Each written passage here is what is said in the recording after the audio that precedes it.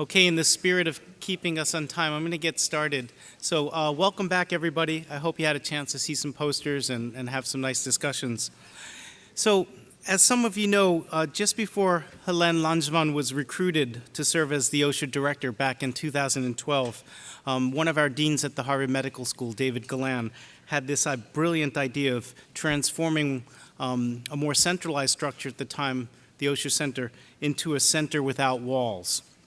And the premise behind this shift to a kind of a virtual institute was to decentralize the program and help break down silos, not only between integrative and conventional medicine, but between multiple integrative medicine centers across the Harvard Medical School landscape that virtually had very little communication with each other. And the idea was that if we can bring this network a little bit more together, we can enhance a lot more collaboration and synergy. And to support this transition at the time, I began what was the first audit of all the integrative medicine research going on across the different institutes at the Harvard Medical School and in the Boston area. And to my surprise, there was a great deal of things going on that I didn't even know about, and I had been here for more than 10 years at the time. And some of these were even led by my close colleagues. So as Helene was onboarding, I started to share this sort of map of research that was going on, and she had the brilliant idea of creating a visual map of this collaboration. Along with what now sounds like a Cohen, which is, well, here's our map, one of our research maps.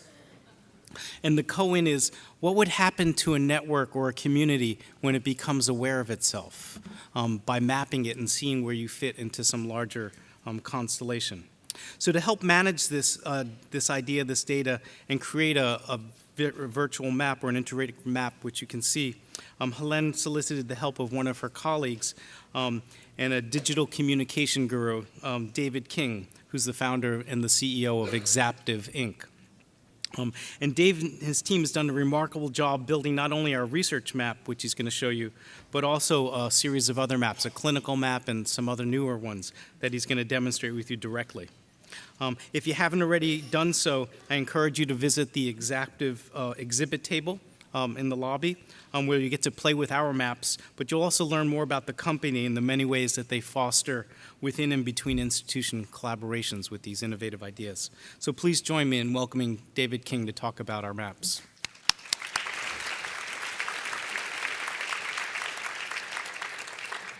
Thanks for having me. You know, this is maybe the integrative medicine way of phrasing this. I'm an engineer by training, and in engineering we have this adage that says, if you measure it, it will improve, which sometimes is good and sometimes is bad. It depends what you measure.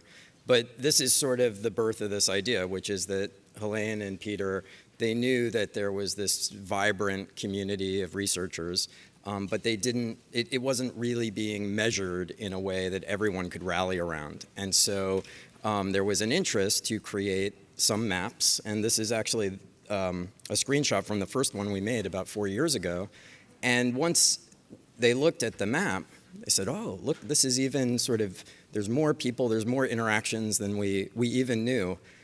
Could we get the email addresses of all the people on that map, and why don't we invite them to all get together? And that was actually the birth of the first Integrative Medicine Forum, which I like to think about as kind of, you know, we live in a world now with social networks and virtual networks, but I like to think about this as a physical manifestation of a virtual network, which I think is a really powerful idea. So in the time since then, we've been working to evolve the way that we make these maps, present these maps, and increase the community that we can serve, increase the sort of breadth of the IM community through these maps. Here's an updated version of the research map, and it's sort of beautiful in its complexity, and it allows you to see, as Peter talked about bridging silos, it allows you to see how certain researchers, these are all based on publications, so published researchers, how certain researchers, through their co-authorship, are able to bridge different institutions. And certain hubs, like Ted Kaptchuk right there, which many of you may know, they sort of stand out really beautifully on the map. It also allows you to drill into the specific publications and access those publications in PubMed so that you can actually read what it is that's being published. And then on the left, There's, the Osher team has done a lot of work trying to curate the various modalities. And so you can filter in and just look at a small network of interest, or, for example, mind-body therapy, which are all the red nodes. And so you can go from looking at sort of a cohesive view of all of the different modalities to a very targeted one.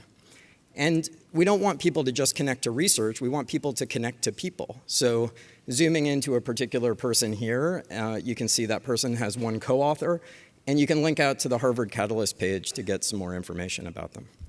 So this is a tool that excited a lot of researchers, but we also recognize that the research community was just one facet of the broader IM community. So a couple years later, the focus was on trying to create a similar set of tools for the clinician network. And that's what you're seeing here. And I'll point out a couple things. One, this is a smaller network, which you can just see right away. And that isn't because it necessarily involves a lot less people. That's because this network is built based on academic clinicians that meet some criteria for this map. It's based on them participating and providing their information in this network. So this map can only be as big as the participation of the academic clinicians. So that's a little bit of an appeal if to talk to the Osher Center and to investigate if you meet some of the criteria to be on this map. Please help us expand this. This one is sort of different because it breaks down the sub-institutions affiliated with a given institution, like Brigham and Women's Hospital. And you can see a particular clinician, and the different colors are the different modalities that they work in that particular institution. You can similarly filter over here on the left. So you'll sort of see there's a theme. We've tried to make these maps consistent in terms of the user interface. So if you learn how to use one, you can then apply that to using some of the others. And one thing I think is interesting here is you can get sort of very detailed in terms of the modalities that you're looking at. And that's the goal, is to help people not only understand the clinical space, but also help people connect to particular clinicians that are practicing in a particular area.